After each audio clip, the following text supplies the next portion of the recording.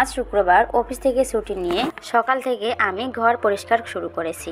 কোনো রকম ব্রেকফাস্টটা সেরে কাজের মেয়ে ঝুমাকে নিয়ে ঘর সাজাতে লেগে পড়লাম।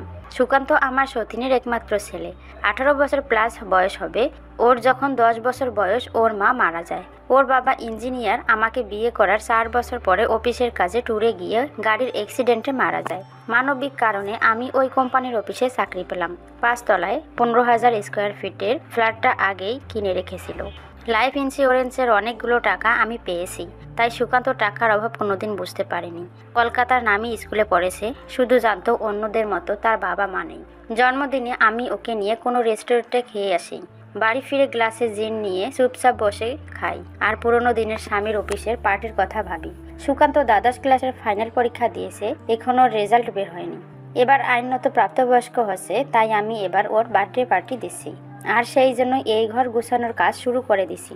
সুকান্তর 2-3 জন বন্ধু আসবে, সেই সাথে ওর বাবার অফিসের ঘনিষ্ঠ বন্ধু অবিনাশের বউ মিতা ও মেয়ে চন্দ্রিমা আসবে। অবিনাশ এখন অন্যখানে পোস্টেড। আগে আমরা একই জায়গায় থাকতাম।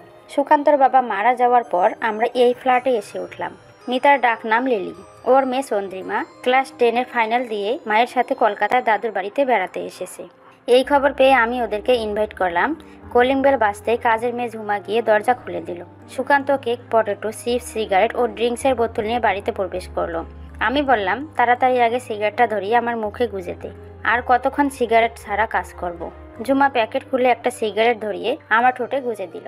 আমি দেখলাম সুকান্ত আর চোখে আমার দিকে তাকিয়ে আছে। আমি বুঝলাম ওর মনে ইচ্ছে সিগারেট খেতে। আমি ভাবলাম, আজ তো ওর জন্মদিন, আজ ওকে একেবারে ফ্রি করে দেই। আমি ওকে বললাম, তুই চাইলে এটাই খেতে পারিস, আর অন্য সিগারেট ধরাস না, আমি পুরোটা খাবো না। ও কথা ঘুরিয়ে বলল, ডিনারের অর্ডার দিয়ে এসেছি, 8টায় হোম ডেলিভারি করবে। আমি বললাম, খুব ভালো করেছিস। তারপর ও আমাকে বলল, আজ তুমি আমার চয়েসের ড্রিঙ্কস নেবে, ভদকা উইথ লাইম কার্ডিয়াল। আমি বললাম, okay dear, I have no problem at all অল। কে কি এনেছিস? ও বলল, হ্যাঁ, বাটার স্কচ। আমি বললাম, স্কচের সঙ্গে কেউ বাটার খায় নাকি রে? ও বলল, ইউ আর সো নোটি।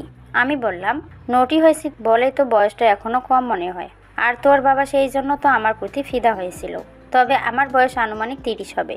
সুকান্ত বলল, নো, ইউ লুক লাইক 25। আমি বললাম, সত্যি তাই নাকি? সুকান্ত বলল, রিয়েলি। আমার বন্ধু রকি বলে, your mom is so sexy. আমি বললাম, বাহ, রকি তো খুব স্মার্ট ছেলে। আজকে রকি আসবে তো? সুকান্ত বলল, হ্যাঁ, of course, he is a great fan of you. তোমায় একটা কথা বলবো, তুমি মাইন্ড করবে না তো? আমি বললাম, না। এত হেজিটেট করছিস কেন? সুকান্ত আমতা আমতা করে বলল, না মানে, রকি বলেছিল তোমার বুক নাকি খুব আকর্ষণীয়। আমি বললাম, ও মা, তোর এই কথায় মাইন্ড করবো কেন? এটা তো আমার প্রশংসা করেছে, তবে ও নিজে যদি আমায় বলতো তবে বেশি খুশি হতাম। অবশ্য রকি উঠতি বয়সে এইসব কল্পনা করা স্বাভাবিক, তবে ও নিজে বলতে একটু হেজিটেট করবে। সুকান্ত বলল, আচ্ছা, তোমার ফিগার এত সুন্দর রাখলে কিভাবে? আমি বললাম, তোর বাবার সাথে বিয়ের পর থেকে রেগুলার ব্যায়াম করেছি। আমাকে প্রায় তোর বাবার সাথে পার্টি অ্যাটেন্ড করতে হতো, তাছাড়া এখন তো ঝুমার রেগুলারলি আমাকে মালিশ করে দেয়। সুকান্ত বলল, সে কি, আমি তো দেখিনি। আমি বললাম, তুই যে হাতের কাজ করিস সেটা আমিও দেখিনি, কিন্তু আমি জানি তোর মতো সব পুরুষ করে। যে করে না, he is not a normal person. হ্যাঁ রে, তুই ঠিক মতো করিস তো? আমার কাছে বলতে কিন্তু লজ্জা করবি না। ও একটু শরম পেয়ে বলল, হাউ লাভলি ইউ আর। হ্যাঁ, আমি করি, আই এম নর্মাল পারসন। তারপর ও জিজ্ঞাসা করলো, আচ্ছা, মেয়েরাও কি হাতের কাজ করে? আমি বললাম, অফকোর্স। এমন সময় কাজের মেয়ে ঝুমা ড্রয়িং রুমে এসে পড়লো। ঝুমা বলল, বৌদি, মাংসটা আর একটু সেদ্ধ হবে কিনা দেখেন তো। আমি বললাম, হ্যাঁ, যাচ্ছি, তুই এবার ঘরগুলো মুছে ফেল। আমি আরেকটা সিগারেট ধরিয়ে কিচেনের দিকে গেলাম। ঝুমা বালতিতে জল নিয়ে এসে পরনের কাপড় হাঁটু পর্যন্ত গুটিয়ে নিল। ওদিকে সুকান্ত সোফায় বসে ঝুমার দিকে তাকিয়ে রইল। ঝুমার বয়স খুব একটা হবে না। ঝুমার বয়স প্রায় 25 কি 26 হবে। 3 থেকে 4 বছর হলো স্বামী অন্য মেয়েকে বিয়ে করার পর ও আমাদের বাড়িতেই থাকে। ঝুমা সুকান্তের দিকে পিঠ রেখে ঘর মুছতে লাগলো। কিচেন থেকে বেরানোর পর ঘামে ভেজা ব্লাউজের মধ্যে ব্রেসিয়ারটা পরিষ্কার বোঝা যাচ্ছে। ঝুমার বুক বেশ ভরাট, সাইজ 38 হবে। সুকান্ত ভাবতে লাগলো, আচ্ছা, ঝুমাদি কি হাতের কাজ করে?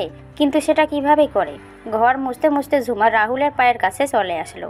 সোজাসুজি নিচের দিকে তাকাতেই ফাঁক দিয়ে পেঁপে কিছুটা দেখতে পেল। এতে সুকান্তর মনটা কেমন যেন হয়ে গেল।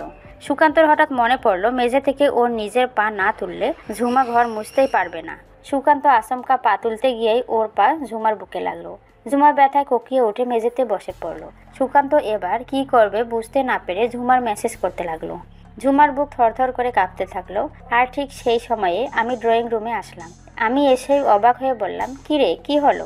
সুকান্ত বলল, আমি ঠিক বুঝতে পারিনি, মেঝে থেকে পা তুলতে গিয়ে ঝুমার বুকে লাগছে। Sorry, very sorry. ঝুমা বলল, না না বৌদি, এমন কিছু লাগেনি। আমি বললাম, আরে বললেই হবে, তুই ঠিকমতো দম নিয়ে তো কথা বলতে পারছিস না। সুকান্ত বলল, সুকান্ত যা তো, আমার ড্রেসিং টেবিলের ড্রয়ার থেকে পেন কিলার নিয়ে আয়। সুকান্ত ড্রয়ারটা ঘাঁটতে ঘাঁটতে ঝুমার বুকে হাত লাগার কথা ভাবলো। ও কখনো এভাবে কোনো মেয়ের বুকে হাত দেয়নি। ও নিজের মধ্যেই অদ্ভুত একটা ভালো লাগার আবেশ পেল। এতে ওর যন্ত্র শক্ত হয়ে উঠতে থাকলো। মলমটা হাতে নিয়ে ড্রয়িং রুমে ঢুকে সুকান্ত হতবাক হলো, কারণ আমি ঝুমাকে সোফায় শুয়ে দিয়েছি আর বুকে মালিশ করতেছি। শাড়িটা একদিক থেকে উপরে উঠে গিয়েছে। সুকান্ত মলমটা সোফায় রেখে নিজের রুমে যাওয়ার জন্য পা বাড়ালো, কিন্তু আমার ডাকে দাঁড়িয়ে পড়লো। আমি বললাম, কোথায় যাচ্ছিস? ব্যথা দিয়ে ভেগে যাচ্ছিস নাকি? ঝুমার কোমরের পাশে বস। সুকান্ত অপরাধীর মতো বসে পড়লো। ঝুমার কোমর ওর পায়ের সাথে সেটে থাকলো, কিন্তু আমার ধমকের ভয়ে কিছু বলতে পারলো না। আমি এবার ঝুমাকে সিট করে শুয়ে দিলাম। ঝুমা চোখ বন্ধ করে রাখলো।